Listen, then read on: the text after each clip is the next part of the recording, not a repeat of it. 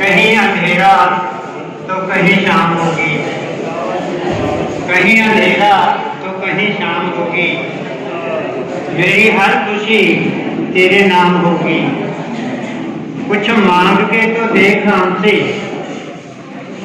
कुछ मांग के तो देख हमसे, होठों पे हंसी और हथेली पे जान होगी।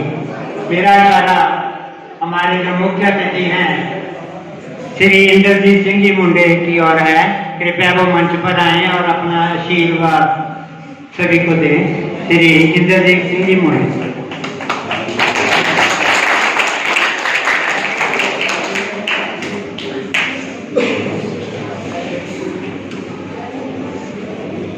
हिंदी साहित्य सम्मेलन से पहुंचे बुजुर्ग बच्चे जय। मैं तो जाने सम्मानी लमक क्या कि जो एक कमेटी में लंघ जाता है सानू दोबारे नहीं मिलता। जीव करना नहीं चाहिए। सेवा सिमरन सेवा ਅਸੀਂ बहुत करते हैं, सिमरन ਅਸੀਂ घट करते क्योंकि जो ਅਸੀਂ 24,000 ਸਵਾਸ ਲੈਣੇ ਬੇਗਾ ਰਾਤ ਦੇ ਵਿੱਚ ਤਾਂ ਸਾਡਾ 2.5 ਘੰਟੇ सिमरन ਕਰਨ ਦਾ ਹੱਕ ਬਣਦਾ जरूर करना चाहिए। नहीं तो फिर संसद कर्मा के भंडार के विचकार चले जाओगे चालू तुम्हारे घर बनाना चाहिए। 10वें दिन तुम्हारे को सच का विचार बिल्कुल नहीं हो सकता, बिल्कुल नहीं हो सकता। जेड़े जी बंदगी करेंगे वो सच कर जाएंगे, बाकी फिर नहीं होना चाहिए। इस करके दास बेनती करता कि 2.5 घंटे सिमरन जरूर करें। दुख सब मिटा दे अपनी हस्ती को अगर कुछ मर्तबा चाहे। दाना खास में मिलकर गुलों को प्यार होता है। जे मैं देखा कुछ नहीं मेरे बल्ले, जे मैं देखा रहम तो तेरी बल्ले बल्ले।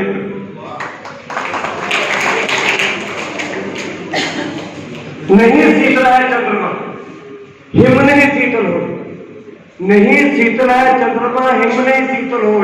कबीर शीतल संत जन नाम नहीं सोई। जो महापुरुष तुरता तो होते ने तुरता तो होते ने उहदे हुक्म दे नाल तां वो सिੱਖੀ ਦੇ ਉੱਤੇ आ के जीवां नूं नामदान की बख्शिश करते हैं ਉਹਨਾਂ ਨੂੰ ਜਪਾ ਕੇ ਤੇ ਸੱਚਖੰਡ ਦੇ ਵਾਸੀ ਬਣਾ ਦਿੰਦੇ ਆ। ਸੋ ਸੰਤ ਜਨ ਹੀ ਸ਼ੀਤਲ ਹੁੰਦੇ ਹਨ। ਆਪਾਂ ਜੋਤੀ ਪ੍ਰਚੰਡ ਦਾ ਮਤਲਬ ਪ੍ਰੋਗਰਾਮ ਕਰਦੇ, ਹਰ ਇੱਕ ਥਾਵੇਂ ਦੀਪਕ ਜਗਾਇਆ ਜਾਂਦਾ। उसके बारे में 2 मिनट तुम लूंगा, ज्यादा टाइम नहीं लगेगा। उल्टा कुआं गगन का, ये जी खोपड़ी है उल्टा कुआं गगन का, जिसमें जले चिराग, जिसमें जले चिराग बिन रोग बिन भाती, जातर है 12 मास दिन। ये साडे अंदर एक जोत जगती है इस जगह पर। किताबों भी लिखा होंगे, बच्चे भी पढ़ते होंगे। इधर बड़े बड़े विद्वान बैठे हैं सारे, ये तो मैनू वस देने वाले मतलब, पर मैं बोलना ही है बोलना। तो मेरा मतलब है इतना ध्यान रखना, जो तुम भजन बंदगी करते उसकी बंदगी करना तो अपना सब ध्यान इतने एकाग्र करना पड़ेगा। एक आवाज आती है ऊपर से, धुर से आ रही है वो सदा तुझको मिलाने के लिए, किधर रबड़ा। वो आवाज कितने होती है, वो गुरु ग्रंथ साहब लिखा गया, वो भगवत गीता रामायण सारे ग्रंथ वो लिखे गए। वो किसी महापुरुष के विच आई, कितों की आई, राइट इधर कहा है इधर क्या, वो आवाज उपरों आती है तो सुननी चाहिए। विदाउट नाम लेवा बंदे भी सुन सकते हैं। करना की है, अपना चौकड़ी मार के बैठना है, अपनी एकाग्रता करके ध्यान इतने रहना है, आवाज इधर सुननी।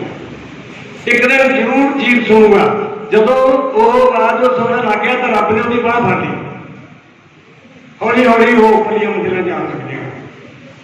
तो इस करके देखो मतलब जो असं गुरु ग्रंथ साहब प्रकाश करते हैं, वो जोत जगाई जाती है।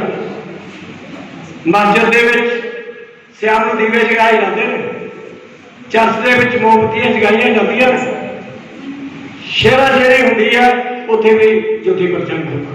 इस करके वो जोत का ध्यान रखना बहुत जरूरी है। मैं तो बेनती कर सकता, बाकी हिम्मत तुसीं करनी है। धन्यवाद।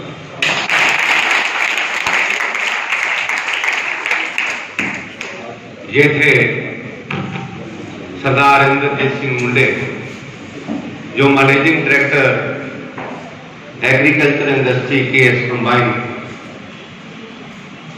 इनके बारे में बोलना तो बहुत छोटी बात होगी, क्योंकि इनकी जान पहचान के मोहताज नहीं है। ये जितने संसारिक हैं उतने ही गहरे ये अध्यात्म में भी हैं। इनके पास जब भी हम जाते हैं, या उनको हम ये कह सकते हैं कि मिलने नहीं जाते, सत्संग करने जाते हैं।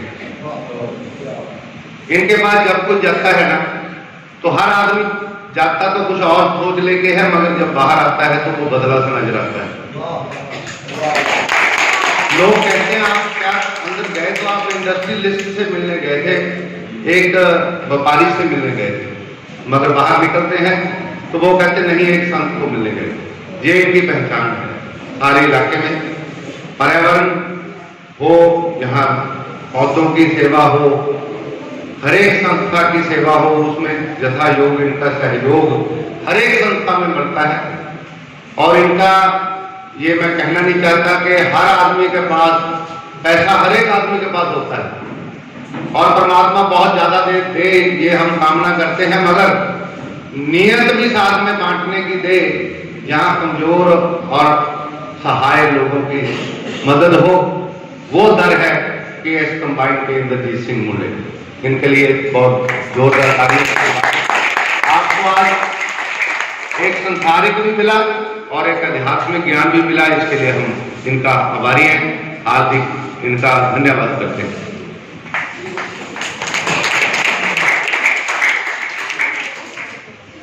तो इसके बाद हमारी जो नेक्स्ट टीम आ रही है वो है सर्वहितकारी विद्या मंडल मलेरकोटला की जूनियर वर्ग की टीम। अभी सभी टीमें जो जूनियर वर्ग से जा रही हैं सीनियर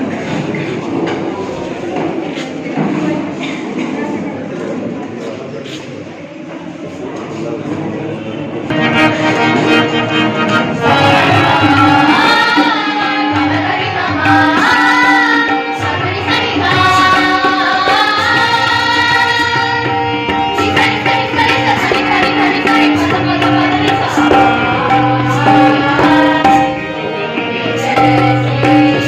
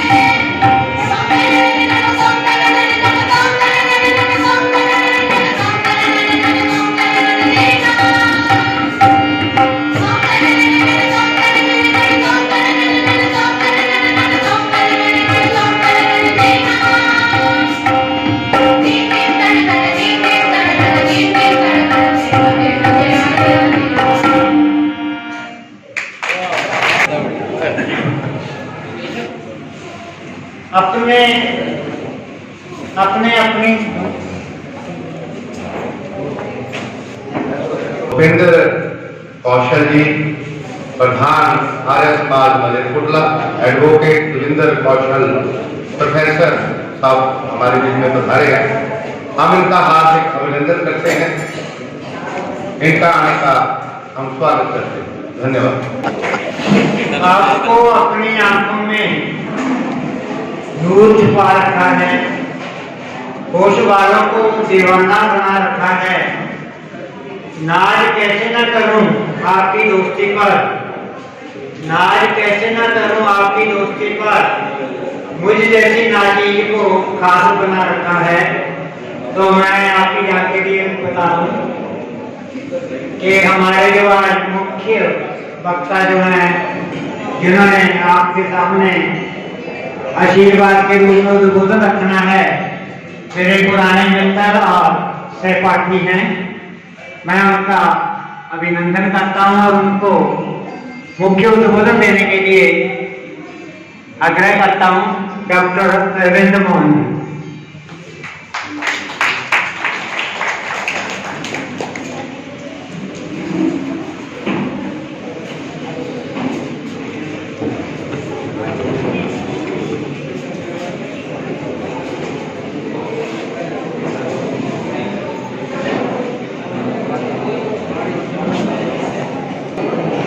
हिंदी साहित्य सम्मेलन के इस कार्यक्रम में उपस्थित मेरे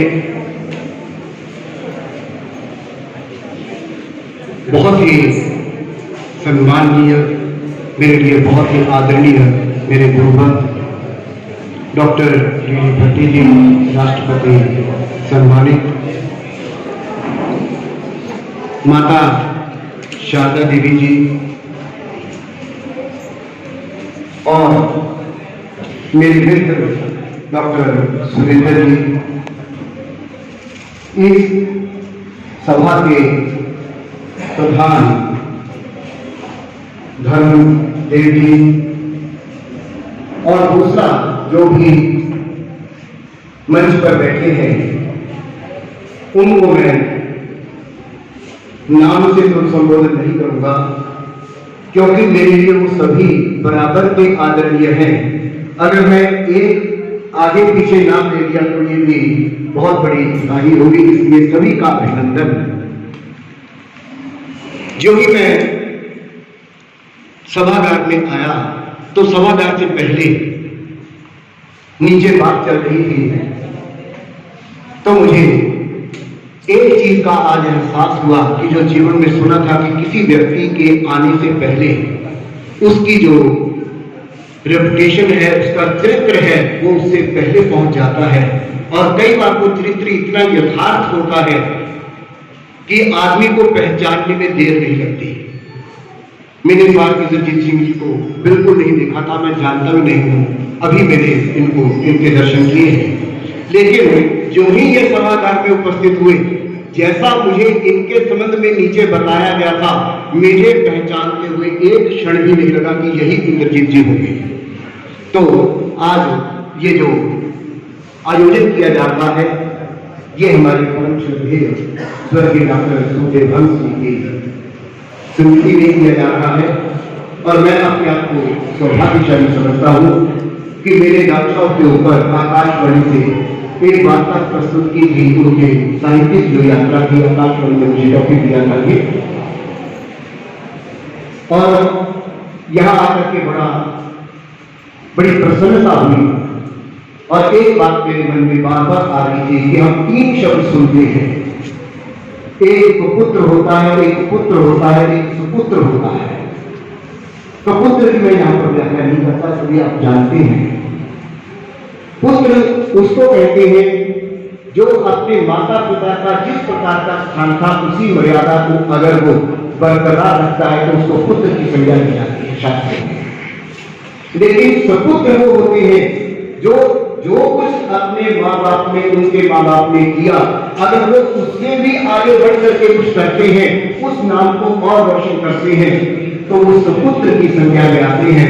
मैं आज इस पावन अवसर पर सुखदेव जी को शत शत नमन करता हूँ और ये बहुत ही गर्व से कहता हूँ कि उनके पुत्रों ने सुपुत्र की संज्ञा आज प्राप्त कर दी है। उनका ये कार्यक्रम, इस प्रकार के कार्यक्रम आयोजित करके हिंदी साहित्य के विषय में, हिंदी के विषय में मैं कुछ बोलूं, ये तो मेरे अधिकार क्षेत्र में नहीं है, क्योंकि भाषा के संबंध में कुछ भी नहीं कहा जा सकता। भाषा बहुत समृद्ध होती है और आजकल हम भाषाओं के संबंध में ही जब बात करते हैं, भाषाओं के संबंध में ही हमारी लड़ाई झगड़े होती है, जबकि देखा जाए कि भाषाओं का आपस में किसी भाषा का कोई विरोध नहीं है।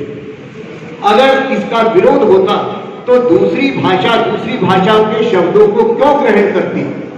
तत्सम रूप में, तद्भव रूप में अनेक भाषाओं ने अनेक शब्दों को ग्रहण किया है, यथावत ग्रहण किया है, कुछ उसके विपरीत रूप में ग्रहण किया है।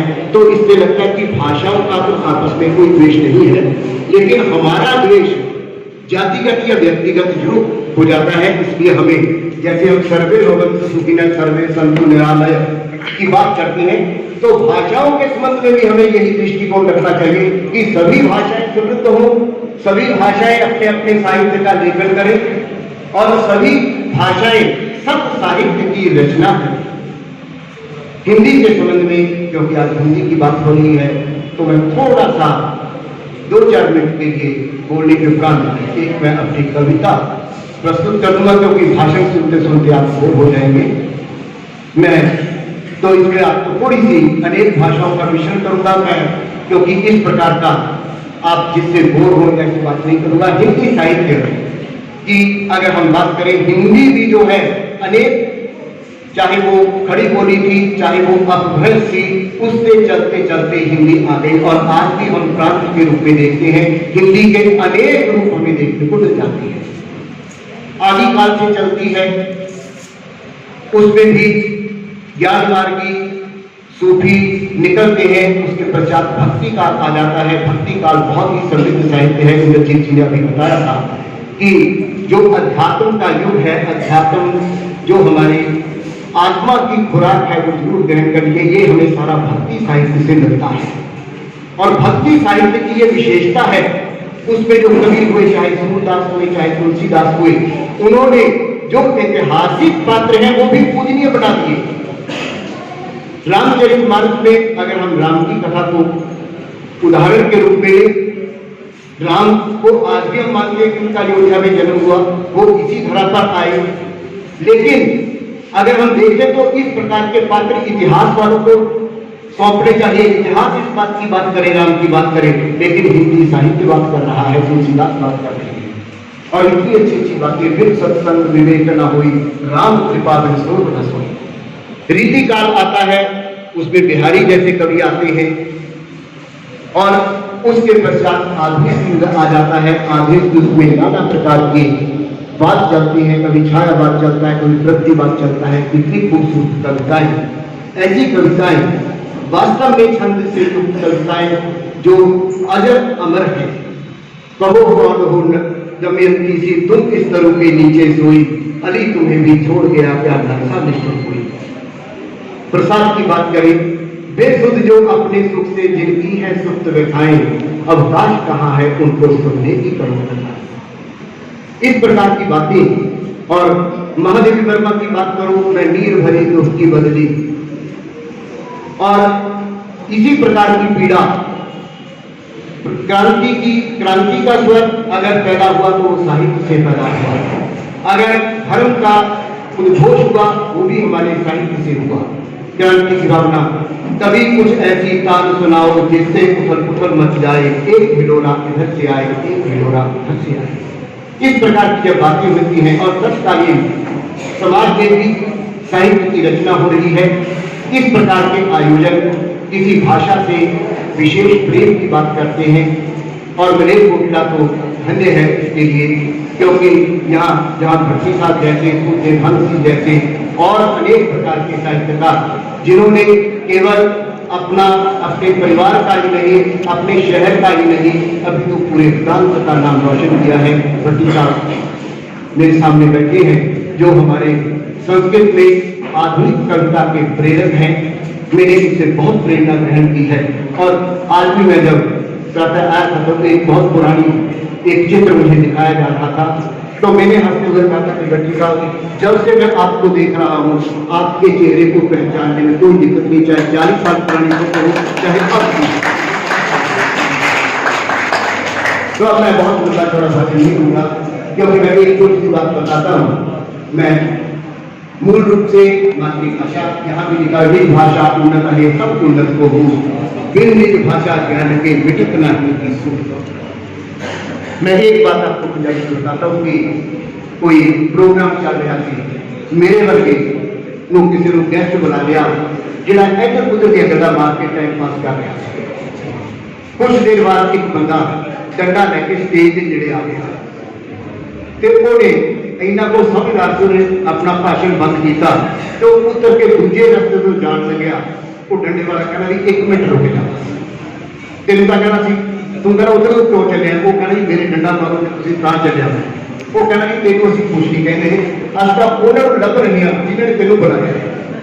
तो इस करके मैं बड़ी संक्षेप में इस कविता अपनी मेरी आकाशवाणी को प्रकाशित हुई थी, प्रसारित हुई थी, वो सब मैं करने लगा। पतझड़ का मौसम आया है, मधुमास तुम्हारा क्या होगा, इस जर्जर मन को ऐ यौवन आभास तुम्हारा क्या होगा। परिहास उसे क्या सूझेगा जो स्वयं समय का माना हो, लाचार और पीड़ित प्राणी से उपहास तुम्हारा क्या होगा। पास में अग्नि जब बरसे ग्रीष्म में पारा पड़ जाए, उदास समय अनुकूल हो, विश्वास तुम्हारा क्या होगा। अंतिम से है इन प्राणों का तो क्या है, एक रोज निकल ही जाएंगे। इन प्राणों का क्या है ये तो एक रोज निकल ही जाएंगे। चिंता बस मुझको तेरी है, ऐलाश तुम्हारा क्या होगा। पतझड़ का मौसम आया है, मधुमास तुम्हारा क्या होगा। तो मैं गीत कहना मुझे कहते हुए बड़ा अजीब लगता है क्योंकि मेरे क्लासिकल हुए फिर हमने इकट्ठे की है PhD वहाँ पर पंजाबी से, क्योंकि हम इनको सुरिंदर नहीं कहते, यूनिवर्सिटी में सभी इनको बंधु जी के नाम से जानते हैं। अभी थोड़े दिन पहले ही मुझे एक दिल्ली से फोन आया, हमारे सीनियर थे राम सिंह घाटा, वो मुझे पूछने लगे कि अभी तक मैं पुराने दोस्तों से बात कर रहा था कि मुझे 1-2 नंबर दो। मैंने उनको कहा कि कोई बात नहीं, मेरे मुख से वैसे निकल गया कि मैंने कहा कि राकेश का है, सुरेंद्र का है। वो कहता सुरेंद्र का तो छोड़ो, मुझे बंधु का नंबर जरूर दे दो। तो ये बहुत ही हमारे परम मित्र हैं, बहुत ही, और इनसे बहुत कुछ सीखने को, विनम्रता, सादगी, संतुष्टि सीखने को मिलती है। आज इस कार्यक्रम में आपने मुझे आमंत्रित करके बहुत ही मेरे ऊपर एक कृपा की है कि आज इतने छोटे छोटे बच्चों को और इतने बड़े साहित्यकारों को, हिंदी प्रेमियों को, भाषा प्रेमियों को देखने का अवसर मिला है। एक बात मेरे मन में जरूर आ रही थी कि ये जो निर्णायक मंडल बैठा है, इसके संबंध में मुझे नहीं पता कि ये हिंदी साहित्य सम्मेलन इनको, ये इनके मित्र हैं या शत्रु हैं, क्योंकि किसी भी साहित्यकार को डॉक्टर सुजाता बैठे हैं, हिंदी के बहुत प्रेमी हैं, जिस पे बैठे हैं बहुत बड़े संगीतज्ञ हैं, तो ऐसे अवसर पर जब इनको इन चीजों को बहुत ही आनंद पूर्वक देखना चाहिए था। इन्होंने पता नहीं किस दृष्टि से उनको उसकी चीर फाड़ करने के लिए बिठा दिया, तो मुझे लगता है उतना आनंद नहीं ले पाएंगे। इनके साथ थोड़ा सा अन्याय हुआ है, चाहे ये न्याय करने के लिए बैठे। तो एक बार पुनः फिर माता जी के चरणों में प्रणाम और उस पुण्यात्मा को डॉक्टर सुखदेव जी को एक बार फिर शत शत प्रणाम। बहुत बहुत